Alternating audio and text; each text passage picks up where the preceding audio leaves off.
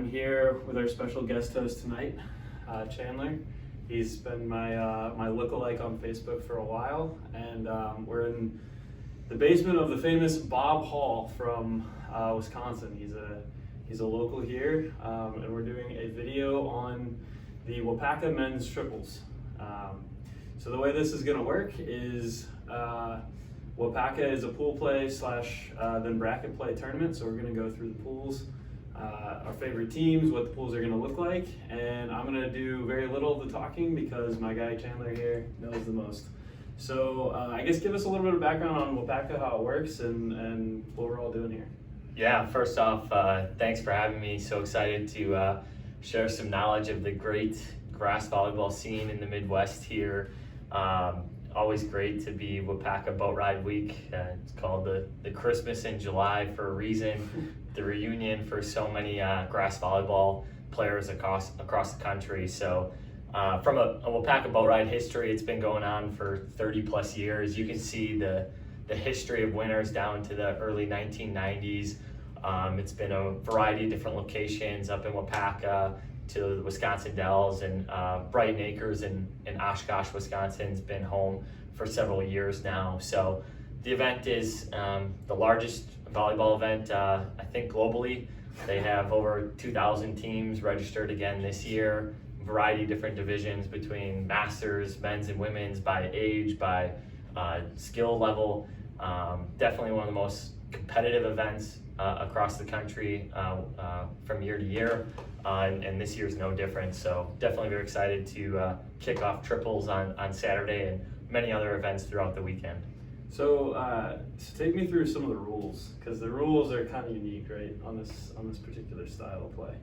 Yeah, for those not familiar with grass or grass triples, I know the East has doubles as the main format, and growing in triples a little bit, but even then the Midwest is a little unique. So big court, a lot of court to cover, so you'll see some teams pass 2, other teams pass 3 to prevent the ace. You'll see lots of missed serves, especially at the men's open level, knowing that you need some production out of the serve. From a rules standpoint, EVP grass has their own set of rules. Wapaca goes off the legendary Wisconsin rules, so really a lot more lenient on hand setting. You can hands receive the first contact and service reception. Setters can't initiate a joust. Hitters can't initiate a joust. So there's I had no idea about that. So there's absolutely no tipping or joust play from an offensive perspective. Okay. But from a defensive perspective, you'll see directional blocks. So I don't know how that adds up, but all the locals know the rules, and the crowd will keep you in check there. They'll let you know when you have something wrong. So I guess from whoever's watching's perspective, what are some of the offensive sets that people run? They're completely different from anyone playing doubles, right? Like doubles, pass, set, hit. You can do some things like jump setting or whatever, but when you add a third guy in there's kind of almost an endless possibility of what you can kind of do with the ball. Yeah, and we'll get to this a little bit with the players and some of the teams. We'll break down their strategies and strengths a little bit. But some of the past 3 teams, they'll have a little bit more of an on-2 option, maybe a left-handed setter flying in with a full approach to add an on-2 or third contact option. You'll see some teams run a lot of inside sets to open up both angles, left and right.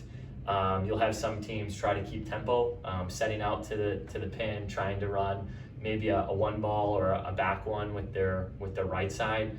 So in triples, there's lots of opportunities for you, and we have a guest. We have Archer. What up, Archer? Archer, you got any volleyball strategies? He's like, guys, move on to the pools.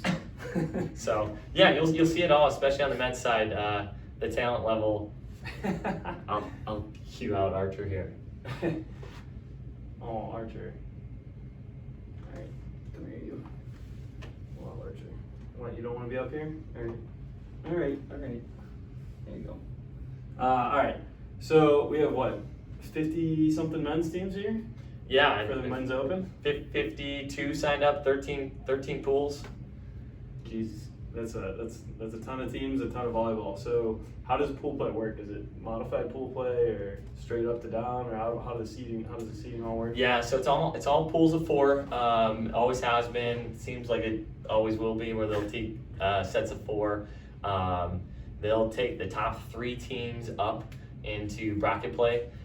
So we'll talk a little bit more in detail on pools. Which pools might be a pool of death where someone who's really talented might go home early. But 3 go up to playoffs. It's pre-seeded, so based on your seed coming in, that's where you fit into the bracket. You don't need to run up your points, you just need to win your pool. So best 2, they play 2 sets to 21, tiebreakers on points, there's no third set. And then quickly into a bracket play with many rounds of 1 to 30, so anything can happen. All right, so that's the format. Anyone that's interested in playing, now you know what Wapaca is all about. Let's start breaking down pools. Sure thing. So where would you like to start? Let's go from the bottom up. Go from the bottom up. All right. So 13 pools. Looking at pool 13, you have a hometown team. AJ Moriarty, Tommy Moriarty, and Brandon Schmidt. They've had some good success in the tournament, some good wins. Not too many deep runs, but they've been playing open and Boatride for many years. They're very consistent in terms of side out. And their 2 seed is the Hoover brothers from Colorado.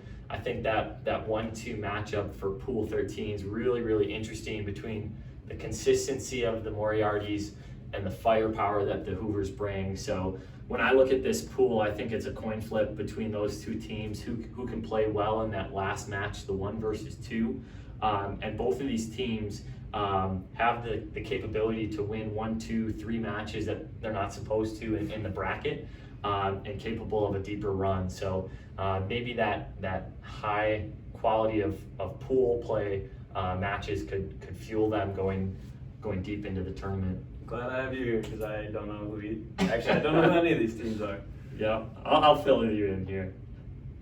All right, moving on to 12. Yeah, pool 12, definitely a very deep pool. All 4 teams very solid. I think all the games here will be very competitive. So this is pool 12. You have Jack McGuire and Matt Slavinsky, the recent D3 grads from Dominican and Carthage. Squatting up together.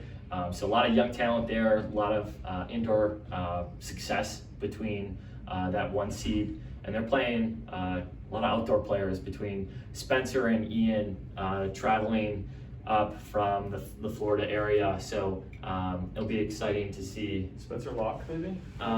Spencer's down by you guys. Oh, Spencer Gaston? Yep. Oh, Spencer. He's a goon. Yeah, he's a goon. He'll be hanging and banging with the best of them. Yep.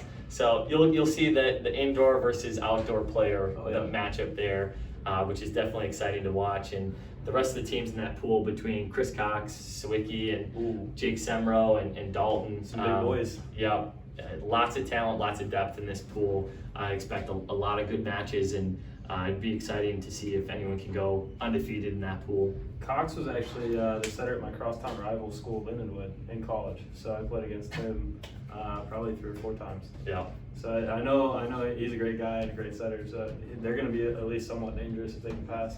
Yep, definitely. All right, pool 11 then. I think this is, if I had to dub a pool as the pool of death, this might be it. At the top, you got Patrick Beezer and Bradley Speller, 2 locals, kind of expanding their roster, but lots of firepower. Just really alone, his 12-foot contact point. He'll go OT and let you hear about it. And then you have the Cox brothers from Montana in the 2 seed. So a lot of firepower between the 3 of them. They can pop off from the service line at any standpoint. Thanks, Bob. Bob, you got any input here on pool 11? Who's in pool 11? Yeah, who's in pool 11? For Bob. We got Pat Beezer and Relia. We got the Cox brothers from Montana. I don't know. We got Little Merc from Chicago. Calvin? Yep. And then we got Marcus, Schmeigs, and Adam from Minnesota as a 4 seed. Who seeded them at 4? bunch of yahoos, in my opinion. Yeah. So definitely very deep pool. That is, yeah. The That's Marcus, definitely a sleeper 4 Marcus seed. is a sneaky good server. Who you got, Bob? Coming out of that pool. No, actually, who you got going home? Because they're only one Going team going home? home. Yeah. Who you got going home? I guess the Montana kids, because I don't know them, but that's it. I don't know the Montana kids. Tough ride for them. Yeah. Who you got? I will take the Cox brothers keeping seed at 2, contrary to Okay. Bob. I think Pat Relia and Chris Collins and Alex will win the pool. Just a little bit too deep of talent. And I think the 3 seed with Ryan Merck, They hold. I think they're going to go home. I think They're just, going home. I think they just have too tough of a pool. A lot of talent between the 3 of them. But I don't know, tough matchups. Fair enough. Good luck, pool 11. All right, off to pool 10. So at the top, you have the Solomon brothers. You might have seen the 18-year-old and 20-year-old at Pottstown when they came out to visit on the East as the 1 seed. A lot of other, a Chicago team in second, and then your previous AA champs, Riley Stone, Dan Chipman, and John Jablowski as the 3. So they got to move up. They're forced to. AA. Yep, that's the pattern at Boatride. Once you get AA, now you're open from here on out. As it should be. So Looking forward to seeing them. the joke with pool 10 here is Boatride will send off fireworks with sand on Friday. They'll do it on Saturday for the finals. I don't know when else they do it from the weekend, but pool 10 for pool play, you can bring your popcorn because there's fireworks going off whenever the Solomons take the court. They enjoy their trash talk. They're going to bring all the adrenaline. They're going to make a few amazing plays and let you hear it. They're going to make 1 or 2 young person mistakes. So they're definitely a roller coaster ride and very fun to watch. So if you're looking for good matches and good entertainment to check out Court 27 and Pool 10. The Solomons definitely put on a show. Good to know. I'll definitely walk on by in between my games. All right, moving on to Pool 9. Who we got? Pool 9, led as the 1 seed with Bill Meinbauer, Jake Hines, and Ryan Amdahl. They're a local team out of the Milwaukee area. If you've never seen a big guy play in Crocs before, What? that's Ryan Amdahl. He'll The- literally play in Crocs. Like the clog shoe? Yep. Oh man. And does he hit? He's got a hell of an arm. Clearly, if he's playing in Crocs. Yep, so he swears by the bounce that the Crocs give. So expect him to play in Crocs. If it gets rainy, he might switch shoes, but very entertaining to see the way that they play because they're so consistent, so steady. They're so unassuming, just really good ball control, and they hit the shit out of the ball between him and Bill. So if they get people to play their game, a side-out game, they could beat pretty much anyone. They've had a really good summer on the Wisconsin circuit, taking first and second at a lot of the different tournaments, especially into the turf this past winter, and just a lot of chemistry between the 3 of them. So they'll be cool to watch if you've never seen them before. The other teams, number 2, Jordan Smith, Brett Kuzmarek, and Chris Belava. If you watch the VLA or the indoor teams, they're all sweet boys. So they have some good chemistry as well. And then the Steele brothers from California, they're making the long trip for both sand and grass. They're really good grass players too. So this is the pool of chemistry. We'll see whose chemistry really prevails. And one sleeper to highlight here, the 4 seed, Blake, Ian, and Chris. Really good talent. They get after it from the service line, and when they're clicking, they can compete with anyone. So they're definitely a sleeper at a 4 seed. It's a very competitive pool. I expect all the games to be pretty close. And if I had to make a prediction, I think Ryan, Jake, and Bill as the 1 seed are just a little bit too consistent that they'll pull it out. A little bit of a top-heavy pool. Mm-hmm. Can't wait to see somebody play clogs or Crocs. Crocs. You don't have a pair? I don't have a pair. No. I've heard the weather this weekend's nice too, huh? Yeah. Fingers crossed. 75 Low and low sunny. 70s, partly cloudy. Love it. It's perfect. Perfect. Wisconsin win the summer. Mhm. All right, Pool 8, you have Bob Hall, our host here today, Mike Smolinski, Will Kraft, your team, then Tony Price and some Indiana guys at the 2, and then a Texas team coming up as the 3. So a lot of unknowns here to me. Guys making the trip over from Indiana, from Texas, a team from Minnesota. I guess I'll flip it over to you. Do you know your opponents for this pool? I was going to ask, what are the Texas names? So Jason Gibbs, Mike Simmons, and Austin Jacob. I know some of them played at Lewis. Yeah, I was going to say, I think from what I remember, they're just real big. So I don't know what their ball control's like, but my guess is they're going to be super physical and probably just play the serving game like everybody else. But we have Bob, so I mean Bob. Cheat code. Bob Hall is the biggest 5'11" guy you'll ever meet.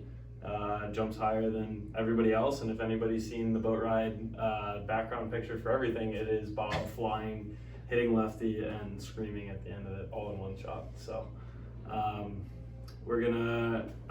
just joining this team as it's kind of a hired hand. I wasn't actually planning on playing, but Bob needed a guy, and I'm happy to learn the game a little bit. So hopefully we come out on top of this pool, but sounds like we have a little bit of work cut out for us.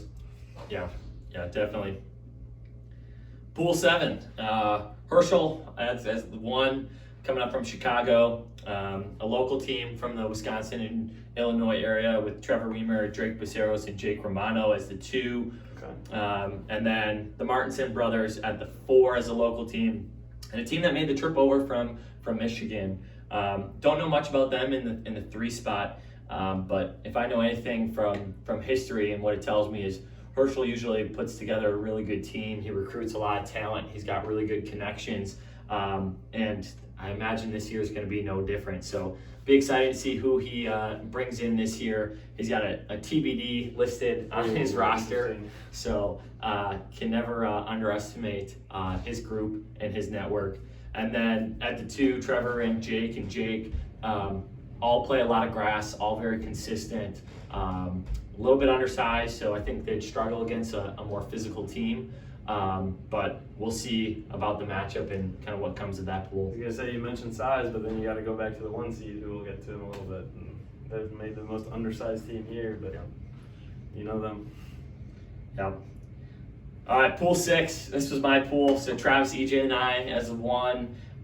Some Chicago boys coming up as the 2. Another local team, and the Schaefer brothers as the 3. And then Tim Robbins, Brandon Sandberg, and Nathan Vanderwall as the 4. So all teams we're very familiar with. Some interesting matchups. So you look at the 2 team with Griffin being an indoor right side, just figuring out the outdoor game. Dave being a multi-year pro abroad as middle hitter, then Kai as the setter. Tons of firepower from the service line, tons of firepower and blocking at the net. It's a matter of if you can get enough aces and enough productivity from your serve. Exactly. So an interesting challenge for us there at the 2, and then the Schaefers at the 3.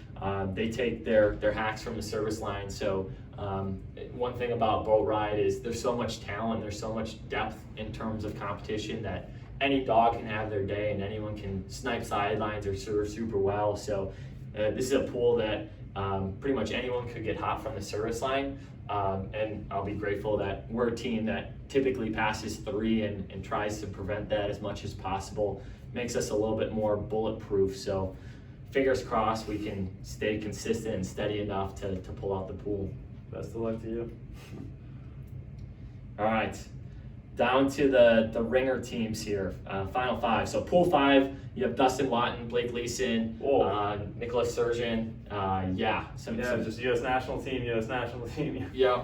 Okay. So stepping out of their realm a little bit onto the grass surface, but I mean, just talent alone, you can't underestimate them. Yep. They just have more success and more on their resume than pretty much any team here. So it'll be exciting to see how their game converts. And Surgeon alone can just take over a match, service line, hitting, whatever you want, playmaking. He has the capability to pop off and beat about anyone. So definitely a very scary team, definitely a team that's capable of a very deep run.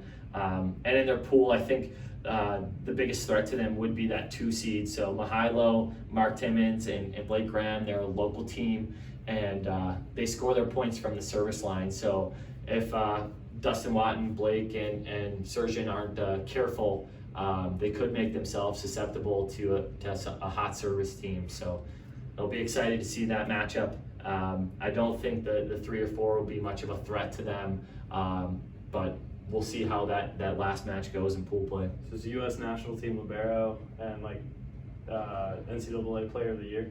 Mm-hmm. That's the 5 seed. All right, that'll be real fun to watch, right? Yeah, it's crazy to think that they're a 5 seed in this tournament. Yeah. Well, we'll see if they can put it together on grass. Yeah. All right, to pool 4 then. So at the top you have Skylar Lothrop, Liam Maxwell, Max Martin, and then Nolan Albrecht. You can't underestimate the success that Nolan especially has had on the grass in the last year and a half, winning multiple AVP grass events, some of the biggest competition across the country. So it's no joke or no fluke that they're seeded 4th.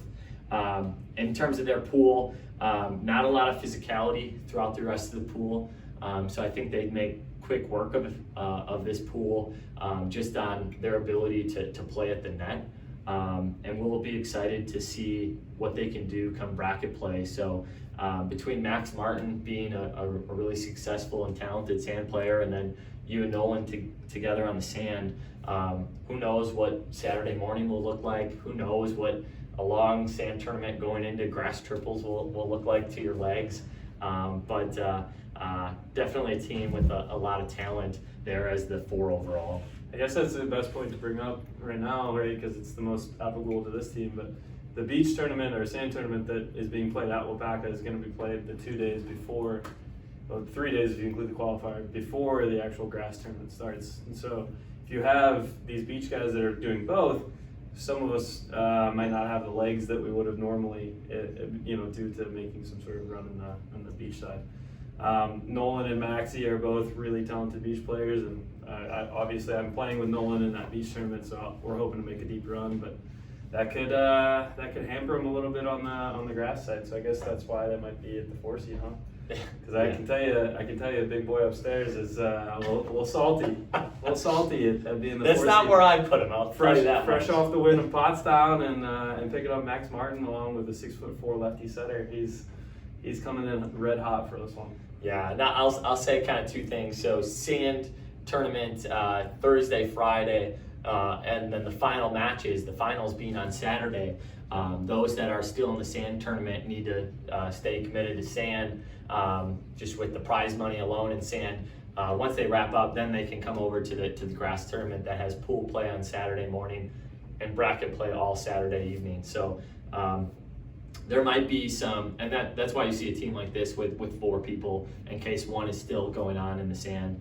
And then I think the last thing I would say here with Max, Nolan, Liam, and Skylar is that they're probably the team that's best built to take down the out-of-system boys, just in terms of ability to win in multiple aspects. With Max, they add a lot of blocking capabilities. With Nolan and Skylar, they have a lot from the service line. And just between talent alone, they're going to have a high side-out percentage. So hoping what could be a potential semifinal matchup comes true and happens. I think they might have called him out on social media as well.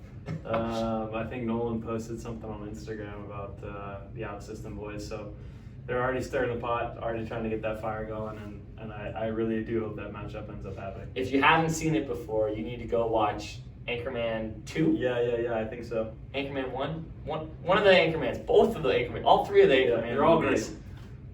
It won't disappoint. And then go see Nolan's Instagram page.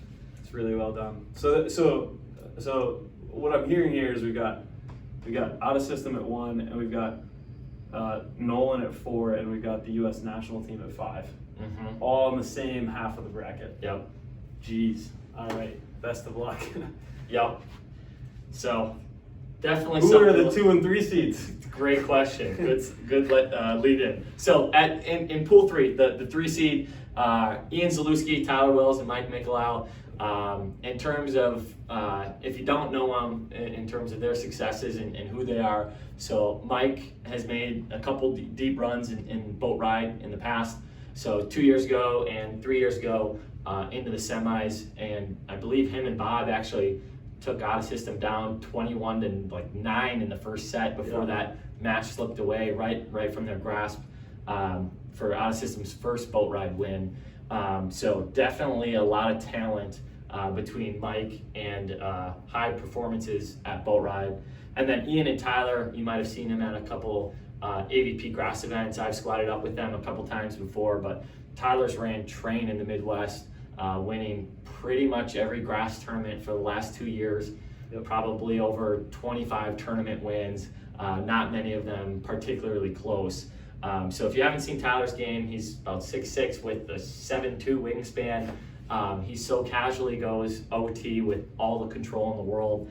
Very fun to watch him play, and the chemistry between him and Ian is top notch. So as good as Nolan is in the 4 seed, I don't think it's necessarily wrong. It's flipping coin or splitting hairs at this point to put them at the 3. And technically, Tyler has won more triples events, whereas Nolan has won more doubles events. And you could, I mean, again, splitting hairs, you could argue Nolan is the grass doubles specialist, where Tyler may be the grass triple specialist. But yes, both equally dominant players on the grass.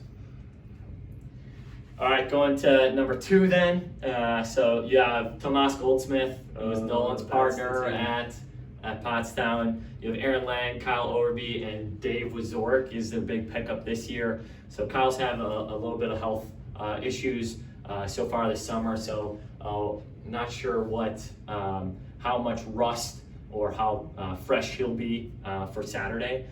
Tomas, obviously a very successful sand player. We'll see where he's at on Saturday with the sand tournament going on. And then between their successes, I think the past 2 years they've made the finals and the semifinals of this tournament. Oh wow, okay. So they're very steady. They will commit to passing 3 the whole time. Prevents them to being susceptible to a hot server and giving up points from painting a sideline or bringing full heat from the service line. And then Kyle or Dave or Tomas, who's ever the primary option, those are 3 of the best hitters in the tournament, and they're all on the same team. Just in terms of terminators of the ball, all 3 of them can put a ball away consistently, in system, out of system, against a huge block, against really good defenses. So that's kind of been their strategy, is load up on the firepower and pass 3 to prevent easy points for the opponent. And they've had a lot of success in this tournament and other tournaments with that strategy. So I think based on past performances and who they added this year with Dave Wazorek training with the national team for several years now, it's worthwhile for them to be in the 2 spot. Yeah, Overby was another one I played against. So Sawicki, Overby, Cox were all Lindenwood guys. It's cool to see them coming out here. Glad that Kyle's all right and that he's gonna make it out. And it is a good team. I can't say that they're triple success. He so badly wants Nolan in it too. Well, I can't disagree. I've heard all the arguments. I've heard all the arguments from his side, so I'm a little biased, but I get it. So without further ado, I guess we should go through the current Wapaca dominant team for the last couple of years. And not just Boatride either. They've been running train across the nation. Any tournament they go to. Triples only, right? Just triples. Triples is their interest. Right. Between Micah, Gage, and Joe, I think between, if they have all 3 of them, I think they're undefeated. I think they are as well. No one's taking them down. Is this gonna be the weekend? If any weekend was a weekend set up to do it, I'd say it's this one, because you got the super short 1 game to 30 for part of playoffs. So 1 game to 30 is really tough on teams that, again, rely on a lot of service pressure to do their stuff, which they definitely do. But the other thing is, like you said, like these pools can shuffle teams around. You can end up with the toughest draw in the world, and all of a sudden you somehow get knocked out. And then Mark Forniciari will be the first one to tell you, like, he took them down at Soda City in South Carolina, but they were without Micah. So technically, doesn't count, Mark. Technically, they did get beat, but Mark was just beating the team in front of them. So, but yeah, so with Micah, I believe they are undefeated. all the props and credit go to them because they performed unbelievably well, tournament in, tournament out. They deserve to be the 1 seed. In fact, if bets came out, they probably would go out of system versus the field because they've been so unbelievably successful as a threesome. That's where I was going to ask you, and I'll pull the audience here too in comments or however you want to do this, but out of system is one option. The next option is Tomas in the 2 seed, Ian and Tyler in the 3 seed, and Nolan in the 4 seed. So that's the 3 of them you can take, Okay. or the field. So you have 3 options: the field, the 2, 3, and 4, or the 1. Remember who's the 5. I was gonna say, if you looped in the 5, I would have immediately taken 2, 3, second 4, one. and 5, right? But, It's a tough question. But out of 2, 3, and 4 versus out of system, I'm gonna go with out of system on that. No. Me too. They're just too good. They're too consistent.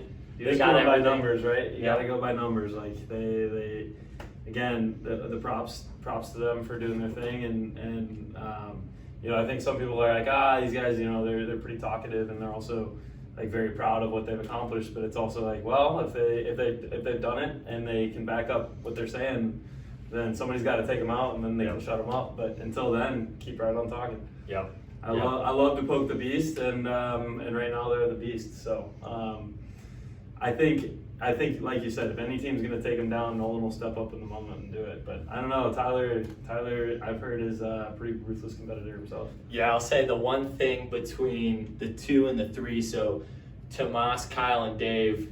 Dave's about 6'10", Kyle's about 6'5". Tomas is, with his vertical, plays as big as those guys. Of course. Then in the 2, you got Tyler, who's 6'6" with his reach. McLeod, who's 6'4", 6'5". Yeah. I mean, size matters, and that's if you're trying to take down the out-of-system boys with good setting where you can hit tight to the net and be really, really physical. Those are 3 teams that might have good matchups against them. I was gonna say size matters, but it hasn't for the last 2 years. Yep. So we gotta see if size matters on this one. Yep. Now, if you want to go coincidences, it's been rainy the last 2 years. So, I mean, that's the only thing that you can correlate without a system winning, is that it's been super duper rainy. But I don't see why that would correlate with a smaller team winning.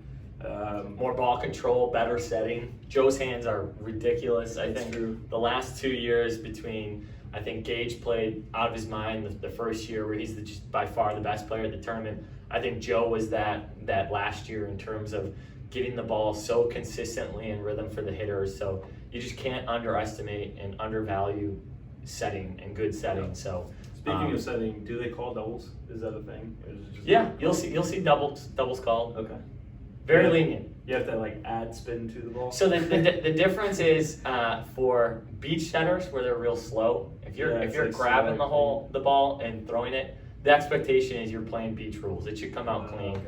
If you're quicker setting, quicker with your hands, not necessarily indoor where you can have the ball doing loops. Yeah. But if you're quicker, it's definitely more lenient. So that's kind of how Wisconsin operates. Allows you the best of both worlds. It allows heavily indoor players to play and heavily sand players to play.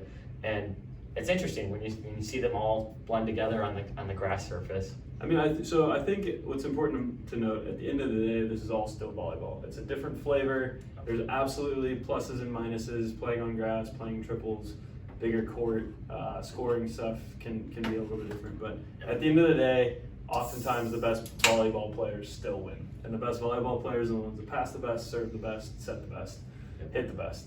And, the blocking and defense is a part of it. But, the crazy thing about Wapaca is they don't get to match play until quarters or semis. Yeah. So anything can happen in one game, even if it's the 30. So I'm hoping to see some chaos this weekend. Yeah. So do you have anything else you'd like to add? Because this has been short, sweet, and to the point, and I think it's gone up and down the list on all the teams. Is there anybody else you want to call out? Anything else you want to say? Yeah, maybe we could do some players to watch. Individual talents. Yeah, individual talents, and then maybe what makes Wapaca great. And Sure. for those who haven't made the journey out, we can highlight some of that. All right, so I'm going to call out my guy Nolan. He just won Pottstown with Tomas, who's another player that's playing both beach and in grass this weekend. Nolan's got kind of a freak of an arm and one of the biggest, meatiest hands you'll ever handshake. Consistent as can be, Yeah. as calm and collected as can be, and just so clutch. You play against him, it's so annoying. You're just like, make one mistake. Yeah. So you'll see some heroic swings. He's got the bounce down the line, Yep. but for the most part, you almost don't notice it because he's so steady and so clean. You do notice it if it hits you. Yup. Some part of you will be bruised. And probably say Wilson if their ball Yep. hits you the right way. All right, so who's next? Players to watch. So from the Midwest, if you haven't seen Nolan, you definitely gotta go watch him. If you're traveling in for this weekend, I think Tyler's the big name. Definitely. If you haven't seen him play, you'll be amazed at how much ground he can cover, how someone that size can move so quickly, Yep. and just Casual over. hit Over everyone. OT so consistently and easily. Micah from the Out of System Yeah. boys, you'll hear the ball hit off his arm and it just sounds different with the Yeah. power that it Yeah. comes with. So he's definitely one to check out. I almost want to throw the Solomons in there because they play so uniquely. They're 19 and 20 years old, and they will trash talk and bring so much fire to the I would court. love to see them against Gage. Because Yep. Gage is like a pit bull. He will come right back up to the net and give it right back to you. Yep. In pool 5, court 20. So this is Surgeon, Dustin Watton, Blake Leeson and company. So Surgeon, obviously, just in terms of talent alone, you'll Yep. see someone who's like, how the hell did he do that? So definitely want to check out. But another one, Mihailo Gomez is in the 2 seed there. His team's kind of newly formed. They haven't played grass volleyball for years and years, but this dude will get so many aces. And whenever he plays in the Wisconsin circuit, everyone knows to pass 3. He's got that respect. He can paint sidelines. He can hit it with pace. So going to see his serve, if you haven't seen him play or don't know who he is, that'll be fun to watch. Have we got the pool 4 yet? Yeah, we did, and we mentioned that apparently you're seated right where you're supposed to be. Wow. Disagree? Okay, we'll see. No. Disagree? No. No. I trust them immensely. Wait, Nolan, come here. What's your Instagram handle? At Nolan Albright 7. Yeah, you can check out the video. I The hype posted. video. Yeah. A little something to do with Anchorman. But, yeah, we'll see. We'll see come Saturday. We'll see. Appreciate you guys. Thank you for your predictions. Let's see here. Other players to watch. We talked about Bob Hall a little bit. Yeah. A quirky lefty. He under 6 foot, He's 5'11", and you would never believe it. His knuckles drag on the ground. 6'5" wingspan. Taught himself how to play volleyball, so he likes to jump bump and bump off his hands, not his actual platform. And he's got probably the best serve receive Oh, it's with Gage, yeah. like in the tournament. Like he's Yeah. up there with anyone. So he's a unique player to watch. We talked about Ryan Amdahl and his Crocs. If Yeah, you've never that's seen wild. a big boy in Crocs play, he'll hit the shit out of the ball. Very interesting, very fun to watch. I think that's about it. Yeah, no, I totally agree. Just going court to court, pool to pool, there's so many individual players who could absolutely obliterate the ball and would be totally worth coming out just to see. Yeah, no, this tournament is really, really special. If Field of Dreams was a movie about volleyball, Wapaca Boatride would be the setting because it is literally a cornfield and a giant barn. Clear cut for 200 plus grass volleyball nets as well as some beach courts, and everybody descends on it for this one weekend out of the year, and there's well over 2,000 individual players that are signed up and ready to play. Yeah. So it's pretty. So I incredible. think this is a really good thing to close with. What makes boat rides so great? So a couple things. If you've never been, if you're coming for the first time, if you're considering making the trek for it, the things that make boat rides so great. One is the atmosphere. Yep. There's the party afterwards. There's a live band. There's a barn that's gutted out. That's just an awesome hangout. They got the beer tent, the bar. They have the camping across the street. They open that up for RVs and tents, and I'll kid you not, the men's triples finals will go on into the wee hours of the night, and that'll be 10, 11, maybe midnight. Yep. Then Packed in a big bowl. yeah, stadium court is awesome. Great environment. Definitely need to go check that out if you've never seen in person. Then you can see the band play in the barn till 2, 3 a.m. And then you go across to the campsite, and parties are still going on. They're going on till the sun comes up. So definitely the hangout and the environment is what makes boat rides so great. And you arrive and you describe it as the field of dreams, but as far as you can see, there's grass volleyball nets and there's people playing volleyball, and the size of it and just that ambience of all being in the same location is so cool. So maybe one last thing to hit in terms of why it's so great. I truly think the competition is a part of it. So a lot of people go watch the men's finals or the women's finals, and those teams have sat out for an hour or two trying to wait for stadium court. There's a delay that ruins their rhythm. Yeah. But the matches in the round of 16, the round of 8, you look around, they get 1 or 2 rows of people watching. Those, I think, are the best games. Yeah. You have hitters in rhythm, you have teams playing at their absolute best. So the games to get to stadium court, I think, are almost higher level of play. You have less errors, less service errors, if you happen to be available at that time of day, if you happen to be a fan who's visiting for that part of the weekend, I think that's the best volleyball to go watch. Go watch men's and women's triples on Saturday in the early afternoon, the round of 32, the round of 16, the round of 8.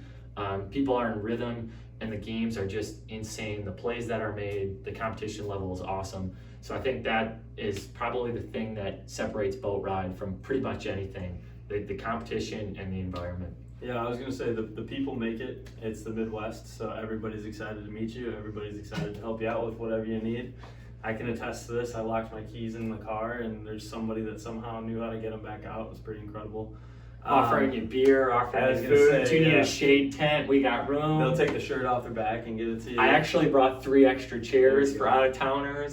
Yeah, so it's the people make it, and then everybody has their own boat ride story. So, like last year, my boat ride story is that I was playing a random grass tournament in South Carolina. I don't really play grass, and I met Bob Hall, and I happen to bake cookies for every tournament I go to, and I gave Bob a cookie, and we just hit it off immediately. He's like, you gotta come up to boat ride and hang out, and you can stay at my place, and we'll make it a big deal. And so I did, and when I showed up, I didn't know, but Bob mohawks his hair every year. And so when he was doing that, I was like, I used to do that in college. I used to like to look like an idiot. And I was like, let's do it. And so every year now when I come back to boat ride, I'm about to get rid of all of this, except for the middle portion. I'm gonna mohawk again. And my boat ride story is walking around boat ride with a giant blonde mohawk and handing cookies out to everybody to their stunned and often smiling faces. So that was my first boat ride, and I'll never forget it. And everybody that comes here always says that they have their own boat ride stories. So that's the special part for me, and why I keep coming back. Also, the Aaron Rodgers regalia is everywhere, which is hilarious to me. Go back, go, right? Yeah, exactly. I mean, for this weekend, absolutely. So, you have anything else?